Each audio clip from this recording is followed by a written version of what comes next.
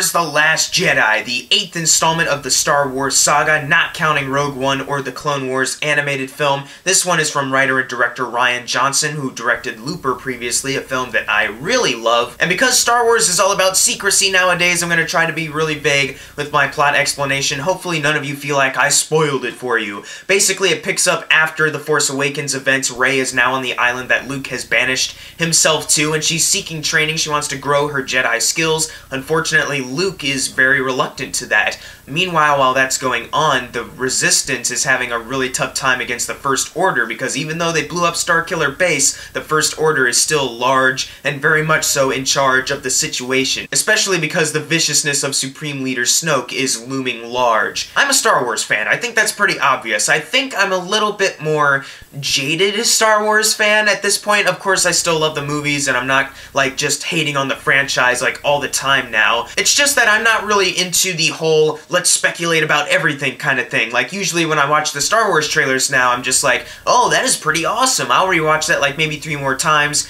and then kind of leave it at that. But there's people out there, and you might be one of them, who will try to break down everything that goes on, and that's fine if you want to do it. It's just, for me, I don't really like doing that before seeing a movie. I just kind of like to just see the movie after being excited by watching the trailers. I can question, like, I wonder what's going to happen, but I don't like to try to predict certain things going on. Because in my opinion, trying to predict what's going to happen or building up these false expectations could lead to some disappointment, and that could explain why a lot of people are actually saying they're disappointed in this film. Which of course has happened before with Star Wars films, The Empire Strikes Back, and then the reverse in Phantom Menace, where people loved it and then after time, people started to hate it. Basically, the Star Wars franchise is built on fans who don't really know what they want. That's really enough of that, though. I don't want to focus on that too much, because that's not what this video is about. This video is about what I personally thought about The Last Jedi. A guy who is very excited for this film, the #1 most anticipated film for the rest of this year, but wasn't so into digging into everything, trying to figure it out. I really like this movie. It is super, super well done on Rian Johnson's behalf, because this film is very original in a lot of its direction as far as the story, because there's definitely certain hints at Empire, even some Return of the Jedi, but there's also different directions that this story goes that made me actually go like, oh, really, we're going that? Okay, I'm in. You know, I was watching the movie and I was being surprised by certain things, but I was like, you know what? This works perfectly for this film's story. And I also like it because you'd think, because Disney, one of the key things is that they play it safe. It's kind of a thing where it's like they aren't really playing it that safe by doing this, and I actually really like that about this film, the fact that Rian Johnson was able to think, you know, I think a lot of people might be expecting this to happen, they might be predicting this. I'm just gonna do this, though, and I love that. Just basically shook up everything. But don't worry, though, the characters are very much so still intact. In fact, I think the bold changes made by Rian Johnson actually helped benefit the characters even more so, especially with characters like Rey, for instance, who is still trying to seek her place in the world. This newly discovered world that she just found out about after The Force Awakens. Daisy Ridley, once again, is excellent in this film. She did a fantastic job, because she's also going through some troubles of not knowing what she's supposed to be. And then you have another character who is also incredible, Kylo Ren, who, as you kind of know from The Force Awakens, he's very conflicted with himself. You can kind of tell that, but at the same time, he wants to kind of dive into the dark side, but there's still this conflict within him, and they really do explore both the characters of Rey and Kylo Ren in a way that I really loved seeing, because when the movie was going on, I was thinking like, oh, is this gonna go like in this way? And then instead, they did something else that actually leads to like future great character building, and I was like, oh my gosh, they're actually progressing the characters in a way that isn't cliche. It isn't a way that I can actually kind of predict what's gonna happen. Like, now I'm not really sure. And also, Mark Hamill as Luke Skywalker, in my opinion, the best he's ever been as Luke Skywalker. Now, that might be easy to say because he's now older and more broken, like Hugh Jackman as Logan in Logan earlier this year. But when I make the comparison to Logan, I'm not trying to say that this movie's like all about Luke, about him being broken and all that, trying to fight for his life like Logan was. Luke still has some funny moments, some moments of charm, but while you're watching his scenes, there's a lot of sadness in it, and it all comes from Mark Hamill's performance, and there's there's 3 scenes actually with him that I was honestly just kind of blown away by how great he was. It's nothing like best supporting actor worthy or anything like that, but it is super great. Some of the best acting that you will see out of this year, especially for a character that we haven't seen in a very long time. We did see him in The Force Awakens, but he didn't say anything. Now he's saying stuff, and we're exploring why he's actually on the island. And it's stuff that actually helps build upon Luke as a character, but also the Jedi Order as a whole. And since I mentioned Mark Hamill, I think it's fair to bring up now Carrie Fisher's last performance as Leia Organa. She unfortunately passed away. It was very tragic when that happened. I definitely cried during that day. This performance, I was wondering, are they going to have to do CGI or anything like that to complete her role? I don't think there was. At least I don't think there was. I think they said that they already completed every scene of hers before her death, so I don't think they had to use CGI for her or anything. But she is very good here. She is continuing on what she delivered in The Force Awakens. She still has that Leia wit, that good old Carrie Fisher acting that I really liked. And it was kind of a bummer to see her scenes, because even though she's so good, that's just it. We're never going to be able to see her again. So seeing this movie is kind of a bittersweet ride at that too. Someone who also really bounces off of Leia's humor very well is Oscar Isaac in this film, playing Poe Dameron, and he was very good in The Force Awakens. I don't think he was anyone's favorite per se. The standouts in that movie were definitely Rey or Kylo Ren. In this film, he does carry on that kind of hotshot persona that he has, but it also leads into this character arc where he's kind of rising up in the ranks of the Resistance. He has to take a little bit more of a leadership role, and there's an interesting way they go about this arc that's not, it didn't really go in the cliched kind of way. It went in a way where I was like, oh, that's different. That's a good way to learn something. That's a good moral for anyone similar to Poe Dameron, pretty much. And I really liked the way they went about that. I can honestly understand where some people could say that he was one of the best characters of this film, because they really delved into his character and his arc very well. And let's talk about, just for a little bit, Supreme Leader Snoke. Andy Serkis, the motion capture god at this point. Now, is this a better performance than, let's say, Gollum or Caesar? No, those performances are kind of like the most known for section on IMDb, like the Lord of the Rings and the Planet of the Apes movies. Those are like his best performances, but I gotta say, him as Snoke, it's some intimidating stuff. But seeing Snoke actually not in hologram form, he's actually sitting in his chair on a ship, and he's also showing off certain Force abilities, and he's got some very investing dialogue. Snoke he was very well handled. I was a little afraid, like, is he just gonna come off as just another guy in a chair? And I'm sure there's some people going like, I wanted more Snoke. But when I was watching his scenes, I was just like, oh my god, this guy's actually terrifying. Like, there's one shot in particular where one character's like getting closer to his face, and I was like, God, no. And it doesn't help that it was in 3D too, so you actually see him like really close up, and I was like, ah, God, back away. The 3D is also really good too, so there's that. Now, I'm talking about a lot of dark and character arc moments going on in this film. Don't think that this is just a ripoff of Empire Strikes Back's more darker tone, because this movie actually has a lot of great balanced humor. I think Rian Johnson actually had a really great sense of humor while writing the script, because there's a lot of funny moments that, for some, might not come across as something you would hear in Star Wars, but when I heard it, I was like, that's actually pretty brilliant. Like, one character, General Hux, carrying on from The Force Awakens, he was pretty good in The Force Awakens. I like Domhnall Gleeson, and I didn't have a problem with his character or anything, but I definitely was feeling like there's definitely some more you can do with this character.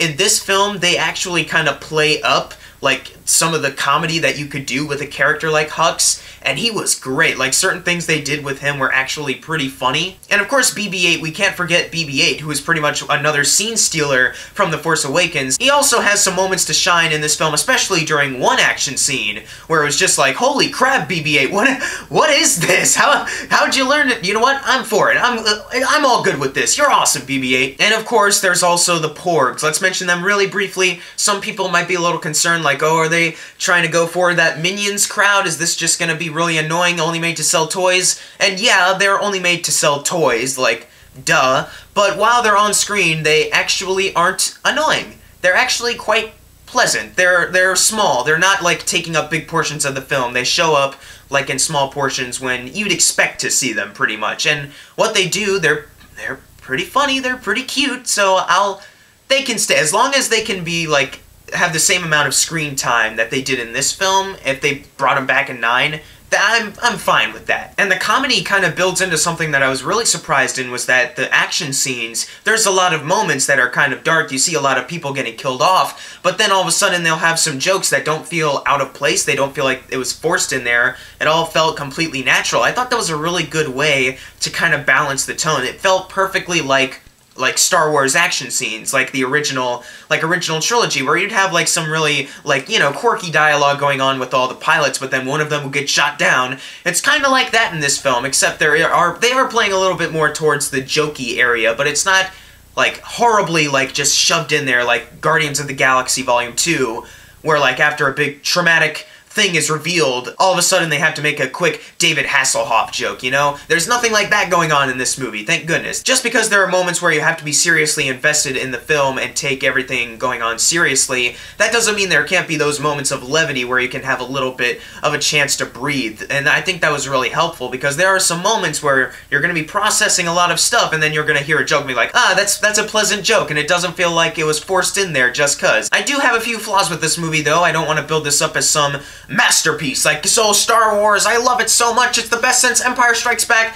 I wouldn't really say that, mainly because of one thing, and it involves the subplot led by Finn, and I really like Finn. John Boyega, he plays him really well, he has a lot of charisma, he's a likable character, and I like seeing him back in this movie. My main problem with his subplot is just that whenever they cut to it, I was just kind of like, oh, okay. And it's not because I hated watching it or anything, it's a perfectly watchable subplot. A lot of people are having issues with it, and I can see why. It's definitely not the best subplot, and the more interesting stuff is going on between Poe and Rey and Kylo Ren and all those guys, that whenever they do cut to Finn, I was just kind of like, oh, okay.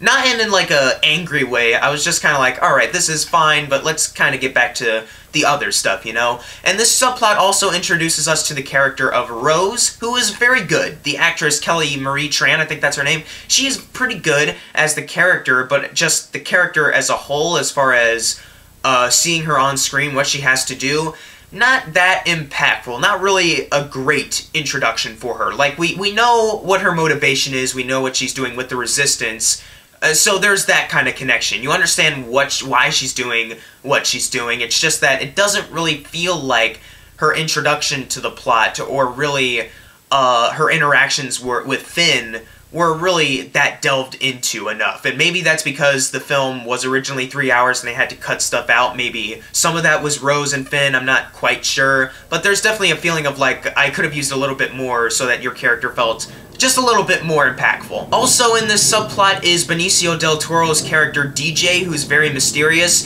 and though in the end, I enjoyed what his character kind of represented, and Benicio del Toro did a good job, it's just, same problem with Rose, it just didn't feel like he was there enough for it to really make an impact. And I was really excited to see what Benicio was going to do in this film ever since he was announced. It's just that his character, I feel like, should have had more of an impact, especially because of what he kind of represents, and instead, it just kind of came across as, oh, okay, of course, that had to happen, oh, okay. And that's not really how I should have been feeling about that. And my only other flaw is a little bit of a small thing. Maybe this is something I just don't know about because I don't read the expanded, novels or anything like that, but there is a moment in the film where I was just kind of like, what just happened? It's like, it's after something where I was like, oh my god, they actually did that, oh my god. And then, all of a sudden, something happens. I can't say it because it's a spoiler, but something happens, and I was just like, wait a minute, what? Huh? And like, for the rest of the movie, I was just thinking like, but how did that happen? And they just don't really go into that, and because of the context that it's in, I don't know if they'll ever explain that either. So that's more of a smaller thing, though. Maybe that's explained in some other novel that I won't read, because this is a movie. I'm seeing a movie. I don't have to read a book just to enjoy a movie. At least that's what I think. So is this a flawless movie? No, but for me, it's only because of the majority of the subplot with Finn not being as strong as everything else in that one thing I just mentioned. But other than that, I was a huge fan of what Rian Johnson brought to the table as far as his direction and his writing with the film. There's a lot of great directing moments too, in fact. Like, the cinematography is gorgeous in this film. The combination of practical effects and certain CGI shots that they have to do, it all really blends in perfectly well. There's a lot of great action scenes in this film. Some lightsabers, and then there's also just the typical Resistance First Order. You have the AT-ATs and speeder bikes and just ships and X-Wings and TIE fighters and all that stuff going on, and a lot of it is extremely well handled. In fact, some of it is some of the greatest action scenes you'll probably see in a Star Wars film, especially one lightsaber fight, and you will know it when you see it, that was extremely badass. Like, I was not expecting them to go the badass routes that they did, and it didn't come across like prequel-ish where they're like flipping around like Yoda style, or Anakin and Obi-Wan and Mustafar or anything like that. It all feels like the characters are actually fighting and are at risk, and it's just so, it's incredible what they're able to finally do. Like, dude, they do stuff with the lightsaber that I was like, that's awesome. Like, and Disney did that. Oh my god. Like, I was really surprised by that. You also have your X-Wings versus TIE Fighter fights that look visually amazing. You also have your Millennium Falcons flying through caves with TIE Fighters chasing after them. It's really great stuff too. And these action scenes, what really brings you into it, overall, Rian Johnson's direction, the writing going on with the characters, you having known them and seeing what they're going through, not knowing if they're going to make it out of this one okay. You also have the score by John Williams, which is very good. I'd say I prefer the Force Awakens one just a little bit, but this score is also a thing of beauty. I pretty much like a lot of the Star Wars scores, minus, say, Phantom Menace and Attack of the Clones and Revenge of the Sith. I pretty much like all of the Star Wars scores besides those three. So you have that combination, but also with the visual effects that you know Disney can do. If they can drop $52.4 billion on Fox, then they can put in some money for great visual effects, and that's exactly what they do with this film. And though I'm not really a big 3D fan as much, seeing this film in 3D just kind of added to being completely immersed into the film with the direction and the action, visuals, score. Like, it kind of is a really good immersive experience in that way. And kind of similar to Rogue One, a lot of the best stuff in this film does take place near the end of the movie, and I teared up a little bit with one scene near the end of the movie where I was like, that is